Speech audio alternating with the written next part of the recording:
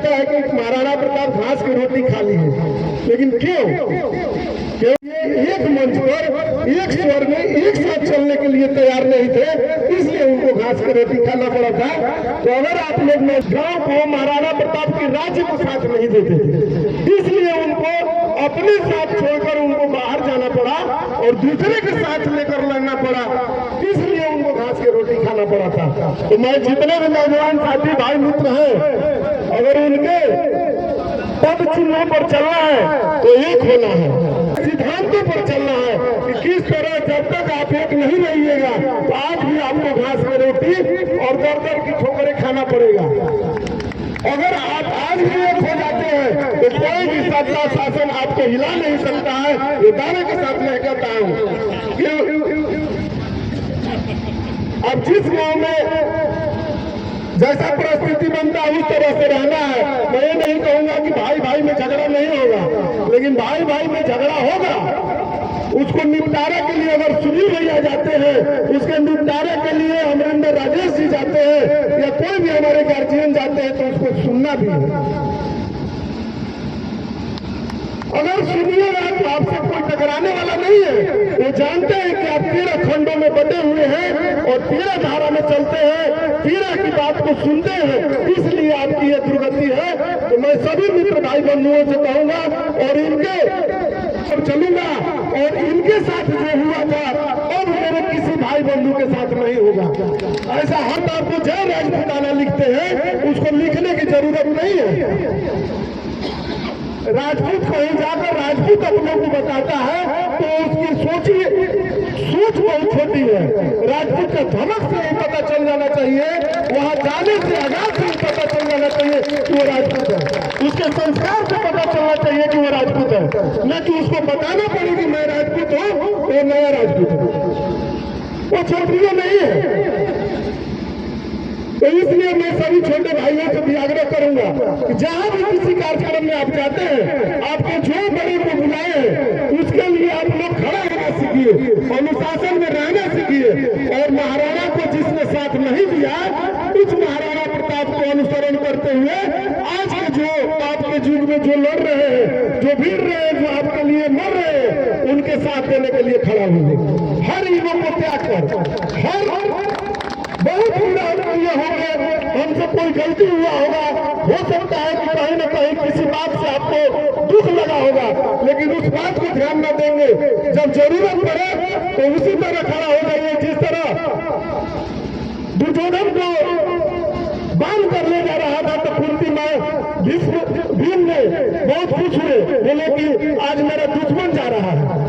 लेकिन माता कुंती ने बोली थी कि अगर दुर्योधन को आज किसी ने बांध कर ले गया तो हस्तिनापुर बांध कर जा रहा है, इसलिए भीम जाओ और उसको छुड़ा कर लाओ, नहीं तो हस्तिनापुर गिरवी हो जाएगा।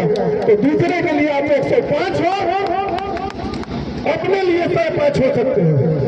अपने में कोई विवाद हो तो उसको छोड़कर, उसको मनमुटाव को दूर कर कर, क्योंकि हम लोग अगर साथ महाराणा को भी दिए रहते तो घास की रोटी नहीं खाते। उनके पास इतना साहस था, उस समय भी कोई स्वीकार नहीं करता, लेकिन जो लड़ रहे थे उसको सबने छोड़ते गया कि हमें क्या लेना है।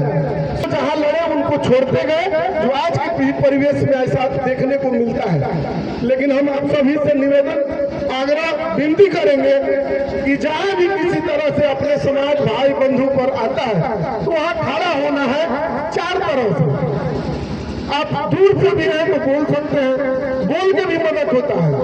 समाज में बाहर घूम कर बोलते हैं वो भी एक मदद है, जाकर जाते हैं वो भी एक मदद है, आप उनके लिए कुछ करते हैं भामाशाह की तरह वो भी एक मदद है।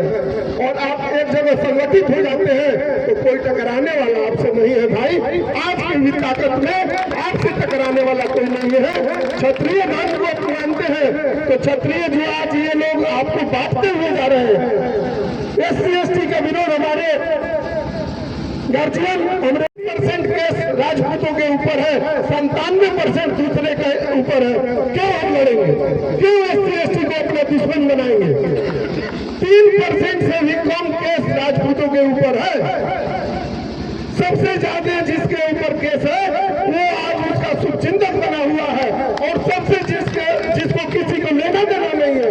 राजपूत जाति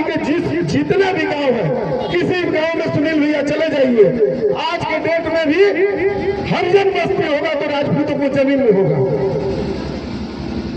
लेकिन उसको हम लोग भंजा नहीं पाए, हम लोग वो नहीं पा पाए, और उसको दूसरे हम लोग से बिछाड़ते हुए लोकतांत्रिक तरीका में हम लोग से छुड़ाते चला गया, हम लोग को वहां सामंती बना दिया और शोषक बना दिया, वो शोषित हो गए। इसलिए मैं आप सभी से कहूंगा ये ऐसे ऐसे छोटे बातों में नहीं रहना है, सबसे बड़ी बात है आप संगठित रहिए, आप हर मुद्दे पर संगठित होना जिस दिन सीख जाइएगा, और एक संकल्प और लेना है कि मैं अपने से अपने समाज के अहित में किसी भी सोशल मीडिया, किसी भी प्लेटफॉर्म पर, सामाजिक बाजार में या गांव में या कहीं भी जाकर अपने समाज के अहित की बात नहीं करूंगा करेंगे। और गार्जियन, बुजुर्ग, अभिभावक से भी निवेदन करेंगे कि आप लोग भी अपने बाल बच्चों को उसी तरह से बताएं, कोई बात नहीं, हमारे पहले उसको बचाने के लिए जाओ। जिस दिन ये सोच पैदा हो जाएगा, बिहार में ही पूरे देश में अभी आपसे टकराने वाला, आपके छेड़ने वाला कोई नहीं। एक आदमी ईडब्ल्यूएस नौकरी प्रणाली, आर्थिक प्रणाली, आर्थिक युग है, वो भी जरूरी है। उसके लिए अपने समाज के जो भी प्रबुद्ध आदमी है, बुद्धिजीवी है, उनसे भी मैं निवेदन करूंगा कि जहां हो सके अपने समाज के जो आर्थिक रूप से पिछड़े हुए हैं, उनकी मदद में कहीं आपको लगता है वहां जरूर उसको मदद करने के लिए खड़ा हुई। और आप नौजवान भाइयों, सबसे बड़ा लड़ाई भाला में नहीं है, अभी का लड़ाई कलम में है और एकजुटता में है। आपको किस तरह से होना पड़ेगा, जो वहां चीन से आदेश होता है और यहाँ पर आपके गांव के किसी कोना में बैठा हुआ आदमी सुन लेता है और 12 बजे रात को उसको बुलाया जाता है, उसका बात को कोई नहीं जानता है, और आपका किसी भी बंद दरवाजा में बैठा कर बात किया जाए, वो मार्केट में पीरों में तुरंत पता चल जाएगा।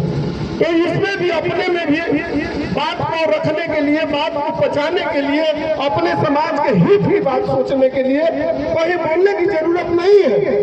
आज हम इतने संख्या में नहीं है इस क्षेत्र, और बड़े सौभाग्य की बात है कि पूरे भोजपुर में हम शाहबाद में कहेंगे कि किसी गांव में अगर महाराणा की प्रतिमा बनी हुई तो ये बगौर ग्राम ही है।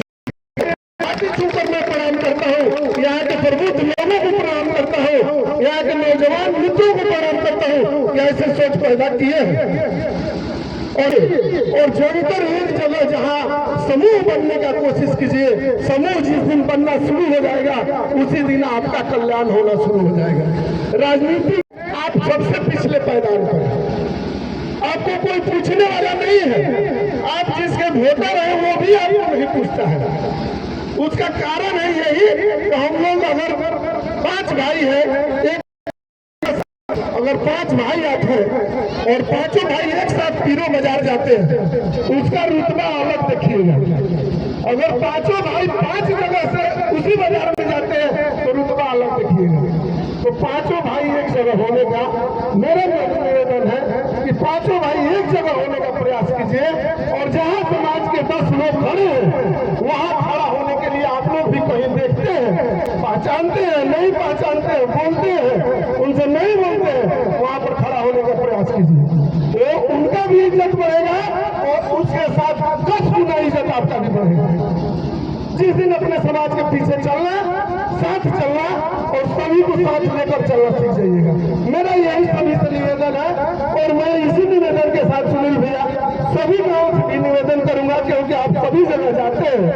मैं यही निवेदन करूंगा, लड़ाई कोई भी बड़ा नहीं है और कोई लड़ाई छोटा नहीं होता है, लेकिन लड़ने का साहस पाल लीजिए कि घास की रोटी नहीं, मरते दम तक जिसने जो ठान लिए उसको पूरा जब तक नहीं करेंगे तब तक दम नहीं लेंगे। इसके लिए मेरा प्राण क्यों नहीं चला जाए, मेरे बाल बच्चों का प्राण क्यों नहीं चला जाए, मेरे परिवार के हर व्यक्ति का प्राण क्यों नहीं चला जाए, लेकिन जो संकल्प लिए है समाज के लिए उसको पूरा करेंगे ही।